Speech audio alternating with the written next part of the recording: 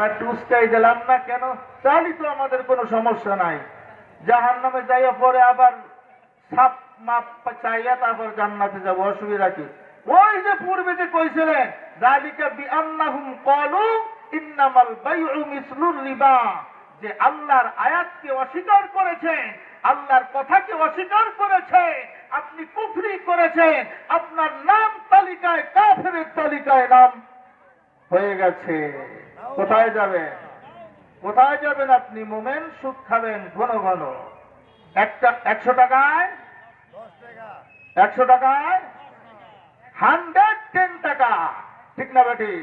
110 টাকা। আল্লাহ বলেন দুনিয়ার মানুষ রে, ও বোকা মুসলমান, আল্লাহ বলেন দুনিয়ার মুসলমানরা এত বোকা হয় আমি আল্লাহ জানি না। শুনে নাও, শুনে নাও, তোমার সুদের টাকা আমি আল্লাহ ধ্বংস করে দেব, নির্মূল করে দিব, পারেন কিনা? ইমামুল আউয়ালিন আল আখিরিন বাহার সাদকা রাহমাতাল লিল আলামিন। ও দুনিয়ার মানুষ, আল্লাহ রাব্বুল আলামিন বলেন ইয়ামহাকুল্লাহুর রিবা, 276 নম্বর আয়াতে আল্লাহ বলেন ইয়ামহাকুল্লাহুর রিবা ওয়া ইউরবিস সাদাকাত। আল্লাহ ডাক দিয়া বলেন বোকা মুসলমানরা রে শুনে নাও, ইয়ামহাকুল্লাহুর রিবা, আমি সুদকে নির্মূল করে দেই, আমি সুদকে ধ্বংস করে দেই, সুদকে ধ্বংস করে দেই। যারা সুদখোর, যারা সুদের টাকা খায়, তাদের অট্টালিকা বড়, তাদের সব সময় পকেটে ক্যাশ ক্যাশ বান্ডিল মার্কা টাকা থাকে, ঠিক না বেঠিক?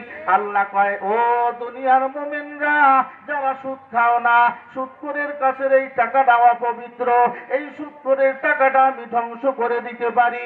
একটা ছেলেকে আমি হাসপাতালে নিয়া, হাসপাতালের বেডে শোয়াইয়া সুদখোরের সমস্ত চালান এবং আসল এবং ব্যবসা সব ধ্বংস করে দিতে পারি কিনা? পারেন কিনা?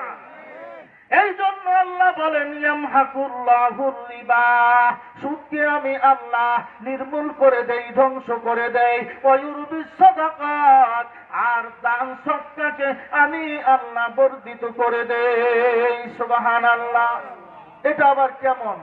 ধরেন 100 টাকায় 10 টাকা, তাহলে 110 টাকা।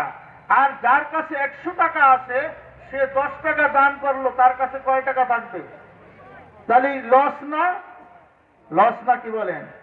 90 টাকা থাকলো, আর তার কাছে 100 টাকায় 10 টাকা, তাহলে 110 টাকা হইল। এর 100 টাকার থেকে 10 টাকা কম, 90 টাকা। তাহলে কার লাভ বেশি? যিনি সুদ খাইছে তার না?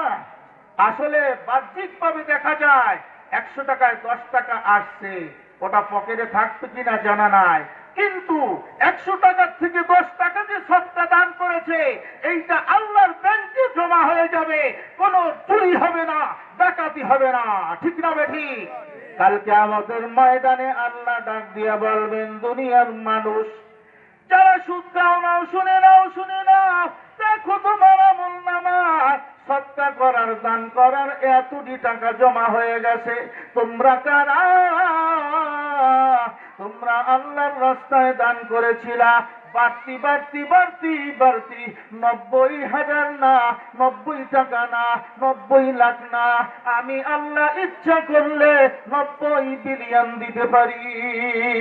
পারেন কিনা? মাইলে মোমেন সুয়ে মোমেন মিশাওয়াদ, মাইলে কাফের সুয়ে কাফের মিশাওয়াদ। আল্লাহু আকবার বলে। ও দুনিয়ার মানুষ, মোমেন তো মোমেনের মতো হতে হবে, ঠিক না বেঠিক?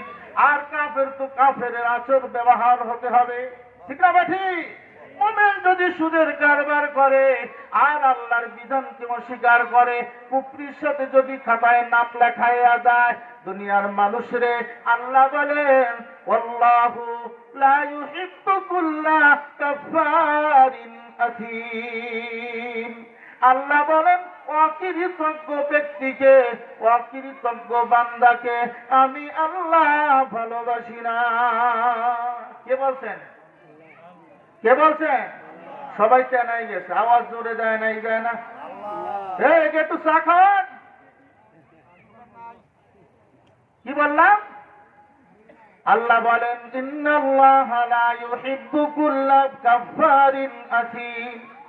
অকৃতজ্ঞ যারা হয়, আমি আল্লাহ সব কিছু দিয়েছি, এই সব কিছু দেওয়ার পরে আবার আলাদা কারবার করে, যেই কারবার আমি হারাম করেছি, যেই কারবারের শাস্তি আমি অনেক বড় রেখেছি। আল্লাহ নবী ডাক দিয়া বলেন عن جابر رضي الله تعالى عنه قال لعن رسول الله صلى الله عليه وسلم آكل الربا। এই সবাই আমার দিক তাকান, এক আঙ্গুল উঠান, এক আঙ্গুল উঠান। আকিল রিবা ওয়া মুকিলাহু, উঠান দুইটা, ওয়া শাহিদাহু ওয়া কাতিবাহু। কয়টা? কয়টা?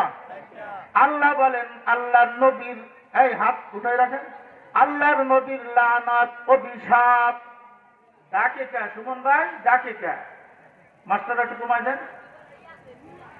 আল্লাহর নবীর অভিশাপ। এক নম্বর আকিলার রিবা, যারা সুদ খায়। কি খায়? যারা সুদ খায়। অমুকিলাহু, যারা সুদ গ্রহিতা হয়, অর্থাৎ একজনের কাছে একজনে সুদ নেয় না, এই টাকা ঋণ নেয় না, ওই হলো মুকিলা। ওর নাম হলো ঋণ গ্রহিতা।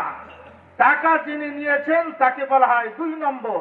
3 নম্বর হলো ওয়াশাহিদাহু, যিনি সাক্ষী থাকেন, মধ্য পর্যায়ে সাক্ষী রাখেন।